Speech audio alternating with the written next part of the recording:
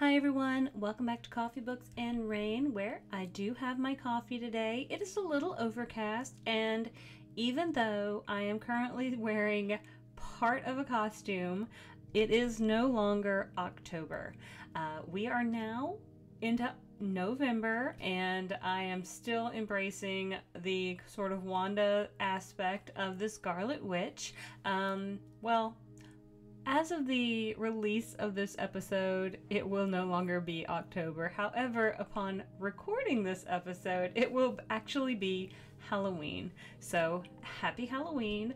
As you can see, my background has changed, which it changed probably 2 days ago, which is a little preemptive, but I changed my background with the hopes that I would be able to more easily transition into a fall theme, which is I've got just a few things up here that are kind of fall related, and then around mid-November, I will transition into Christmas. I don't have as much fall theming, but I have a couple cute little things. I have a couple little steampunky bottles and things like that. They're really just minimal, but wanted to bring out just kind of I've got a new bookshelf and things of that nature. So hopefully it's kind of a little more organized, a little more cute, and I will be trying to add to it as I find pieces throughout my apartment I want to incorporate in. But with all of that being said, let us dive into actually what is the last book of October, and I'm going to try to release this sometime around probably November 5th. So that is when I hope you're seeing this episode. So you'll probably have seen 1 or 2 episodes by this point into our new November setting. So welcome to November. I don't know what your temperature is like, but here in Alabama, as of today, it is about 80 degrees and it's weird. Super not enjoying that. I'm wondering if that means we're going to have a really mild winter or a really chilly winter when it actually changes. But I am bringing to you guys Spiderlight by Adrien Tchaikovsky. Now, technically, and according to Goodreads, this book came out in August of 2016. However, I was able to get an audiobook that was recorded by the author. I was going to say another word that was not the right word. Author is the correct word. So Adrien Tchaikovsky himself is the one who narrates this audiobook, and he is the narrator of his own work. And I believe that's why this audiobook is releasing somewhere around October 29th. So it should be available in most audio forms sometime already. So I hope you'll go find it. However, this book is already available. It is currently getting about 4.1 stars. It is considered fantasy, fiction, epic fantasy, which I'm not certain I would really put it into epic fantasy, just considering some of the other epic fantasies that I've been reading. When I think of an epic fantasy, I do tend to think of books that belong in series in which a journey takes place over several books. That's just how I tend to preface an epic fantasy, or something that's substantially long. And I'm saying long like 500, 600, 700 pages. I mean, anyone who's read a Brandon Sanderson Stormlight book knows that those can get upwards of 1,000 to 1,500 pages. That would be just a single book would be epic in its sizing. This book is somewhere right around 300 pages. I want to say the audiobook was somewhere around 10 hours, so not super long. But even though it's been out for, 8 years now, I give the audiobook probably about four stars. It was really enjoyable and I had a good time. So let's just dive into the summary real quick. I will take a quick sip of my coffee. If you see me kind of glance to the side a little bit, I've got my camera in front of me, but I've got my screen to my side.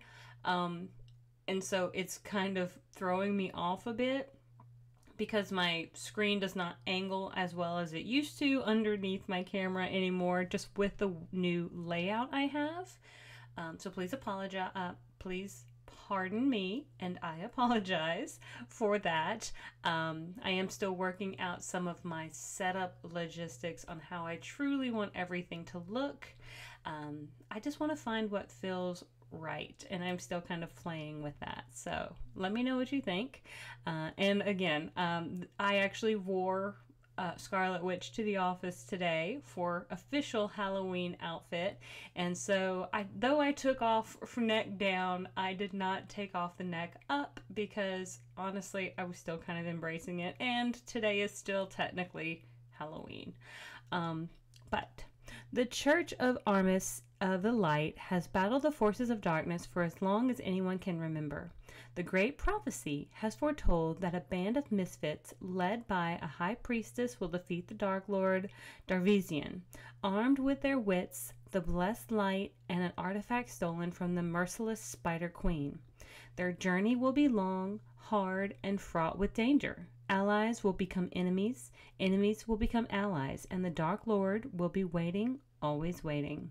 Spiderlight is an exhilarating fantasy quest from Adrien Tchaikovsky, the author of Guns at Dawn and Shadows of the App series.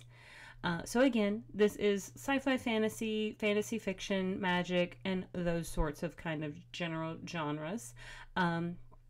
I do, like I said, give this book a 4 stars. This was my first time reading it, but I saw it on NetGalley and as an audiobook and thought, well, I wanted to give another one. I think the most recent Adrien Tchaikovsky book I read was kind of a humorous book, and a previous Adrien Tchaikovsky book I had encountered, I don't think I was in the right mindset for as kind of a dark, gritty fantasy. I wouldn't say urban fantasy, but it was a little bit grittier, and I would say this has a gritty feel. So I wanted to try it in an audio narrated form, and honestly I was pretty pleased. I do think that when it comes to this sort of gritty world that he creates, sorry, a little burp,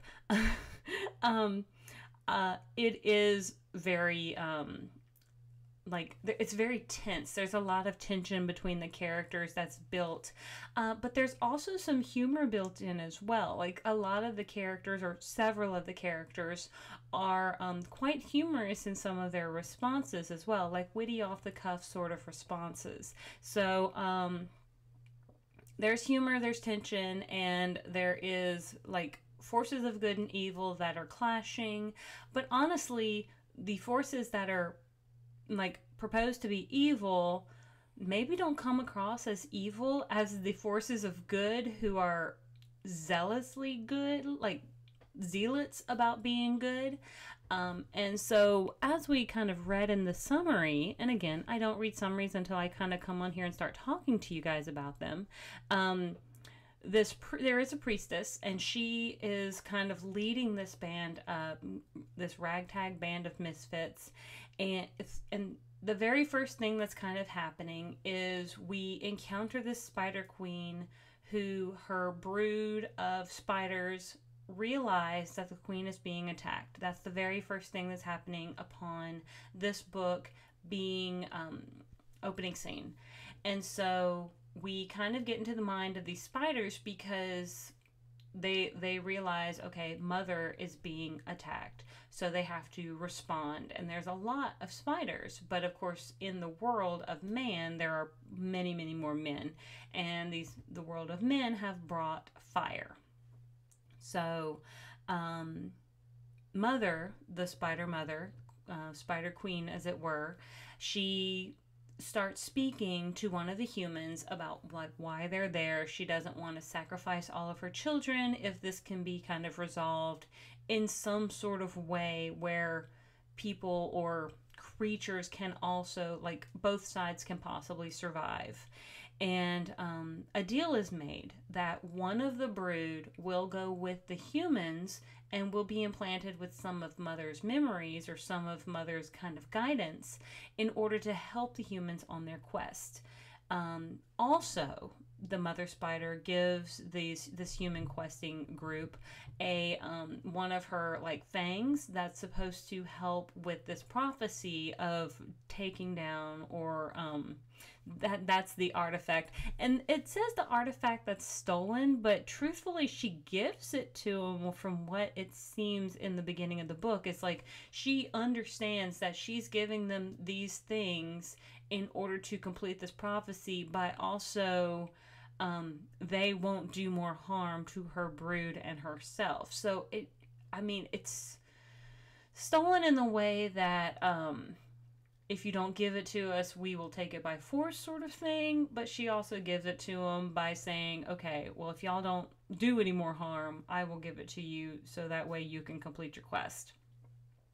So one of the Spiderkins go with them, as well as they take this sort of like fang. I picture it like Aragog's fang stabbing into the Horcrux in Harry Potter.